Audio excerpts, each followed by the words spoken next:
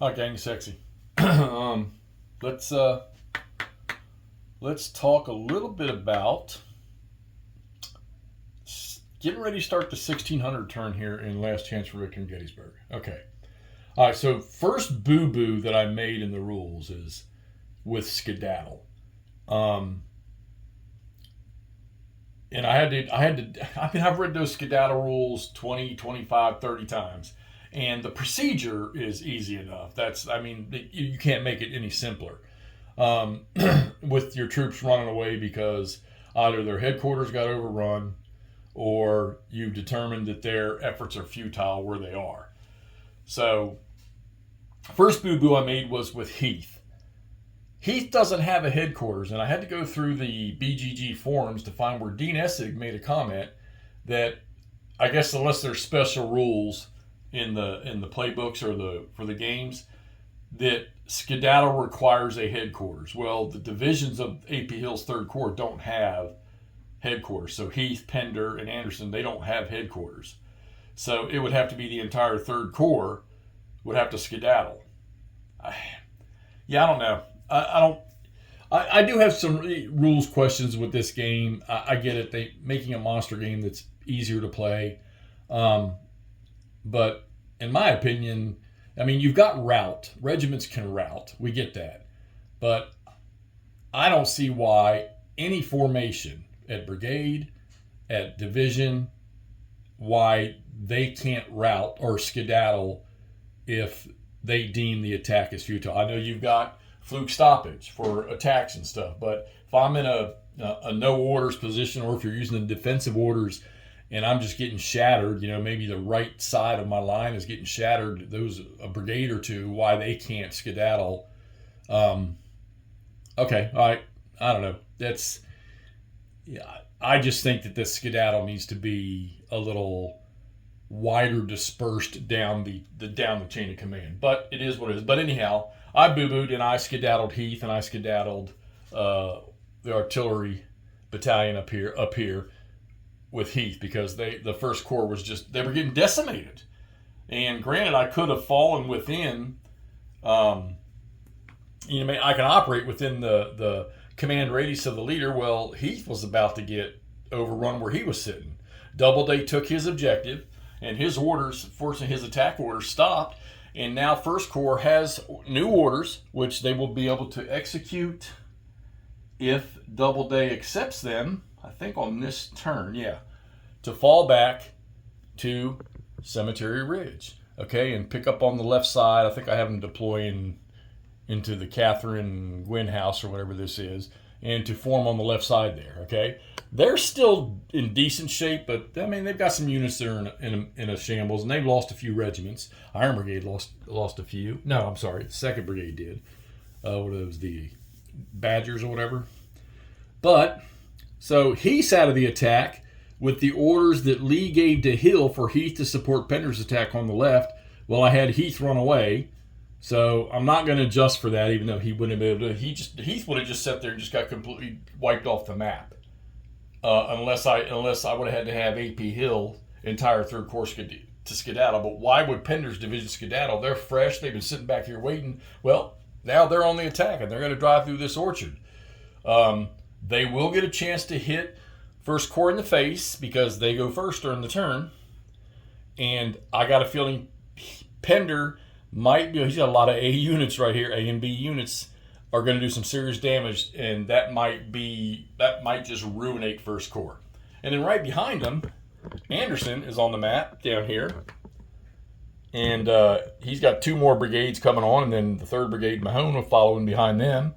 I can get issue orders to get him going to join the attack. So right now their orders are to move in and deploy on Hare Ridge, right in this area, this area right in here.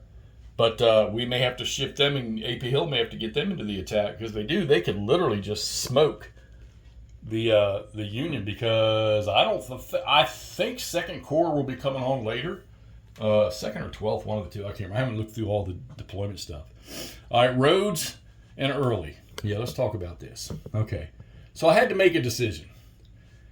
they just mauled the 11th Corps, which, hey, pretty sure that happened anyhow.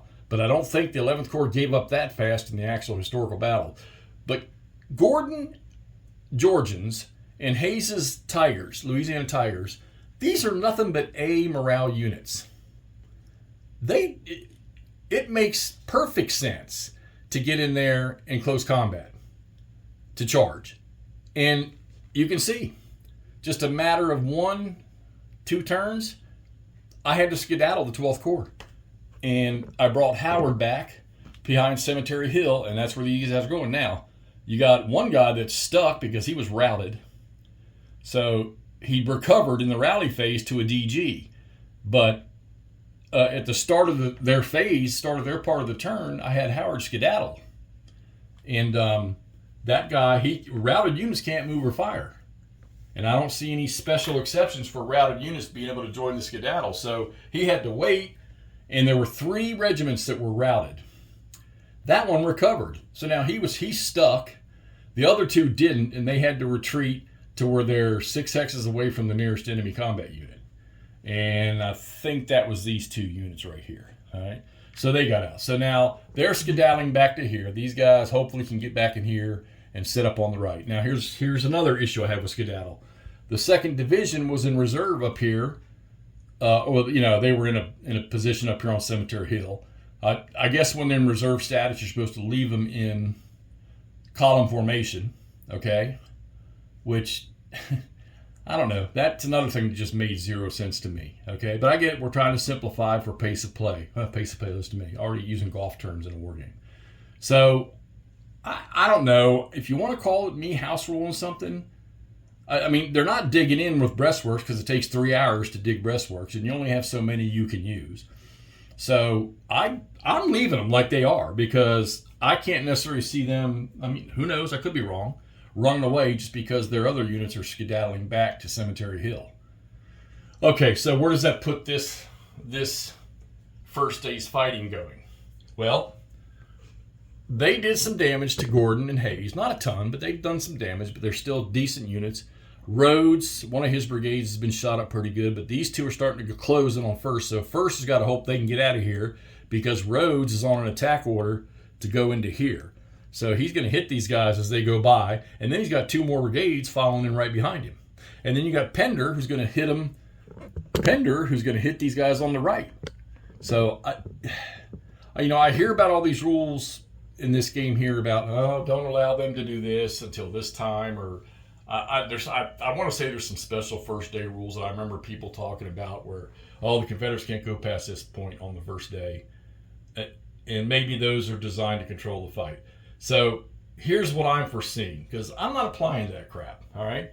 If Lee can give orders, which he's on fire because of what Heath did in the morning hours and early afternoon, if he can give orders for the Confederates to drive and take those hills. Now, right now, Early's orders, which he has some attachments from Rhodes attached to him until they finish their objective, is to clear Gettysburg. Well, that's going to be easy because the Union is retreating back to the hill.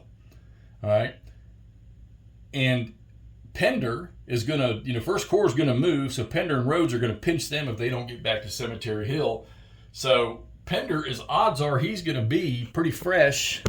Once he finishes this, he's going to be pretty fresh and get him orders, because his attack will end right about here in this orchard. All right? Rhodes' attack will end right in here, and Early once he clears Gettysburg. Well, they're not going to be beat up too bad, so Lee will probably be issuing orders. Now, he can only issue orders, one order to one command. So it's going to be a question of who do you give it to first? Do you give it to Ewell, and then Ewell has to accept, or do you give it to A.P. Hill? Now, A.P. Hill is a 0-0 leader, and Dick Ewell is a 2-1 leader. Well, Early and Rhodes are probably going to be in the more advantageous position over here to drive on Cemetery Hill or even on Culp's Hill, because these 11th Corps units, they're not going to be able, the weaker ones are going to have to cover that right side. All right?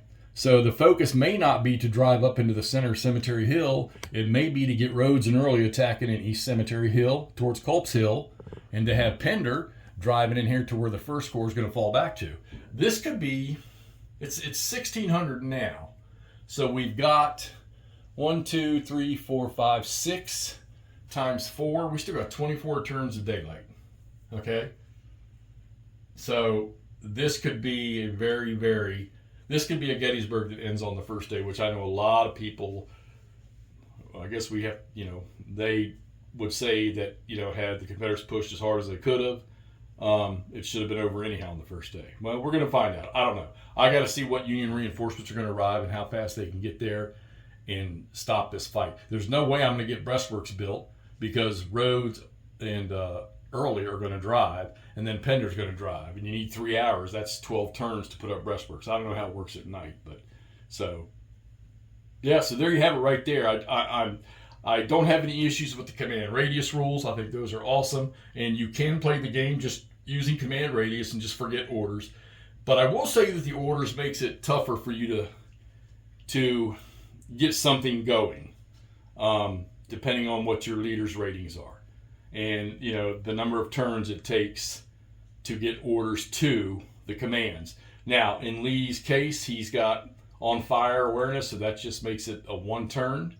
And then whatever his command rating, whatever the distance is, it may be 2 turns, or maybe 1 turn, it could be 3 turns. So, and then you'll add that 1, so it might be 2, 3, or 4 turns to get an order, which is really not that bad. It takes an hour to get an order, and then the corps commander passes it down to his division commanders. They have to accept the order, unless it's a move order.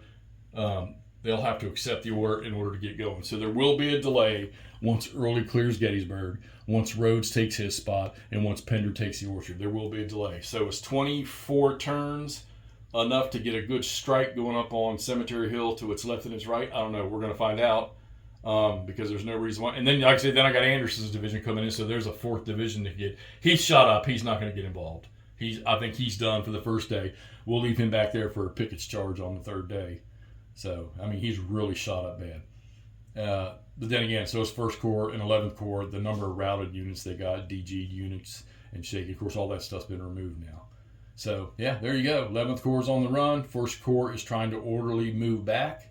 They'll be able to execute that this turn. I find it interesting that leaving a zone of control or crossing in the front of an enemy unit when you're, there's, of course, zone of controls you're going to get locked, but that there's no opportunity fire and stuff, or, well, I don't know. Cannons might start blazing away at troops that turn and are moving away, but do or die, hit or miss, 50-50, half glass full, half glass empty. It is what it is. I get it. Trying to, clean up, make pace of play faster, which I will admit. Like I say, I'm playing 3-dog here at the same time, and I'm not nearly near the 1600 turn. I think I'm starting the 1400 turn. Yeah, I'm at the 1400 turn. I've been playing little bits and pieces here and there every night when I get a chance. Maybe I'll do some here in just a few minutes. I'm going to try to get an update on that too. But I'm playing that on Vassal, so I'm not as apt to shoot live. I do need to shoot some live video on that. But yeah, last chance for it. Look, their wilderness game is going to be coming out. And even if I decided, no, I'm not getting any accuracy out of this game, it's still fun. I still like it. I like the map. I like the counters. I like the rules for pace of play, as I've said for the 4th time tonight. And I will definitely, I've got the wilderness game on pre-order, and it will definitely go on my table and get played because I want to see, who knows, maybe with the battle book rules, special rules to the game, it might make the wilderness come out a little more accurate, you don't want it to be perfect accurate because you want to have the opportunity to win from either side or, maybe change the course of the battle, which I guess in a sense this is changing the course of battle. At least at the moment, like I say, Pender's completely fresh. He's getting ready to strike. Rhodes has 3 brigades that are untouched.